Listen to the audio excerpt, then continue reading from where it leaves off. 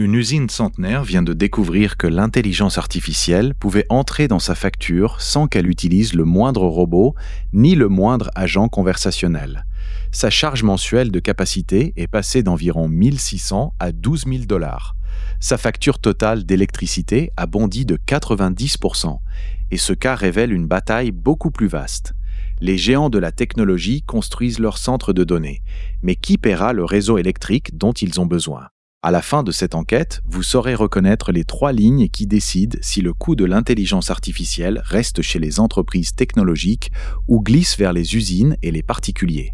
Nous allons suivre l'argent depuis un serveur jusqu'à une facture, puis vérifier si le même mécanisme peut réellement atteindre la France. Car le chiffre le plus spectaculaire n'est pas la consommation d'un modèle. C'est le prix payé pour garantir assez de puissance au bon endroit à toute heure. Dans la région électrique PJM, qui couvre 13 États américains, le prix de capacité est passé de 28,92 $ à 329,17 $ par mégawatt-jour entre 2 enchères, une hausse de plus de 1000%. Reuters rapporte que la croissance des centres de données en est le principal moteur, avec 2 autres facteurs, des centrales qui ferment et un réseau de transport déjà contraint. Le mot important est capacité. Votre facture ne règle pas uniquement les électrons consommés. Elle finance aussi la promesse qu'une centrale pourra répondre lors d'une pointe de demande. Si des milliers de serveurs fonctionnent jour et nuit, le système doit réserver davantage de puissance. Et quand l'offre garantie ne suit pas, le prix de cette assurance grimpe, même si le coût de production d'un kilowattheure n'a pas explosé dans les mêmes proportions. L'échelle du phénomène est réelle. Selon le département américain de l'énergie, les centres de données représentaient environ 4,4% de l'électricité des États-Unis en 2023. Ils pourraient atteindre entre 6,7 et 12% en 2028. L'Agence internationale de l'énergie estime qu'à l'échelle mondiale, leur consommation pourrait plus que doubler d'ici 2030 pour atteindre environ 945 TWh. Mais la moyenne mondiale masque le vrai risque. Les centres de données sont très concentrés. L'Agence internationale de l'énergie indique que près de la moitié de la capacité américaine se trouve dans 5 grands pôles régionaux. Un projet peut donc rester modeste à l'échelle d'un pays, tout en saturant localement un poste électrique, une ligne ou un bassin de production. Le problème n'est pas seulement combien d'énergie sera consommée, mais où et à quelle vitesse. La demande est aussi différente de celle d'un logement. L'Agence américaine d'information sur l'énergie modélise les serveurs avec une charge presque plate, 24 heures sur 24. Cette régularité peut aider les producteurs à vendre davantage, mais elle laisse peu de répit au réseau. Le refroidissement ajoute une deuxième couche. Dans certaines projections de cette agence, les besoins de climatisation des surfaces informatiques sont jusqu'à 2,9 fois plus intensifs que ceux des espaces commerciaux ordinaires. La question devient alors politique. Qui paie les nouvelles lignes, les centrales de secours et les renforcements locaux? Si le coût est réparti sur tous les clients, les ménages et les usines subventionnent une partie de l'infrastructure numérique. Si le centre de données paie tout, le projet devient plus cher et peut partir ailleurs.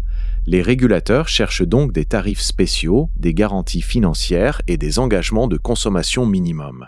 Pour une usine, quelques pourcents suffisent à changer un investissement. Reuters rapporte qu'en Pennsylvanie et dans l'Ohio, les prix industriels moyens avaient augmenté respectivement de 30 et 1 et 26% sur un an à la fin de 2025, contre 7% au niveau national.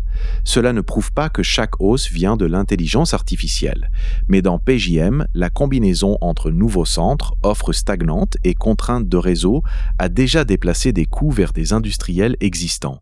Il serait pourtant faux de conclure que l'intelligence artificielle explique tout. Les réseaux américains vieillissent, les délais de raccordement sont longs, des centrales pilotables ferment, les vagues de chaleur augmentent les pointes, et les investissements de transport auraient dû être accélérés même sans modèle génératif. Les centres de données agissent plutôt comme un révélateur et un accélérateur. Ils transforment une faiblesse lente en facture immédiate. Et en France, la transposition directe serait trompeuse. Le système électrique, le parc de production, les règles tarifaires et les mécanismes de capacité sont différents. RTE estimait la consommation des centres de données français autour de 4 à 6 TWh en 2023. La France dispose aussi d'une production largement décarbonée et, certaines années, d'un surplus exportable. Cela ne signifie pas que chaque raccordement est facile ni gratuit. Le risque français est d'abord local. Un immense campus demandé près de Paris, Marseille ou d'un nœud déjà saturé peut nécessiter un poste, une ligne et plusieurs années de travaux. Le coût dépendra du lieu, du calendrier et des règles de raccordement. Une hausse observée dans l'Ohio ne permet donc pas d'annoncer la même hausse sur votre facture française. En revanche, elle montre ce qui arrive lorsque la planification du réseau court derrière la demande. Il existe 4 leviers. Premier levier, faire payer au projet les renforcements qu'il déclenche réellement. Deuxième levier, exiger de la flexibilité, par exemple réduire certains calculs pendant les pointes. Troisième levier, rapprocher les centres d'une production disponible et de lignes moins saturées. Quatrième levier, publier les fils de raccordement et les hypothèses de demande, pour éviter de construire le réseau sur des projets spéculatifs qui ne verront jamais le jour. L'efficacité des puces ne suffira probablement pas. L'agence américaine prévoit des gains importants dans certains scénarios, mais le nombre de serveurs continue d'augmenter plus vite. C'est un effet classique. Chaque calcul coûte moins d'énergie, puis la baisse du coût encourage davantage de calculs. Le bon indicateur n'est donc pas seulement la consommation par requête, c'est la demande totale du parc, sa puissance de pointe et sa capacité à s'effacer quand le réseau est tendu. Alors, l'intelligence artificielle fait-elle monter votre facture? Aux États-Unis, dans certaines régions saturées, la réponse est déjà oui, en particulier par les coûts de capacité et de réseau. Ailleurs, l'effet dépend encore des règles et des investissements. Pour la France, aucune preuve sérieuse ne permet de copier directement les hausses américaines. Le signal à surveiller est plus précis. Qui finance les raccordements? Quelles garanties sont exigées?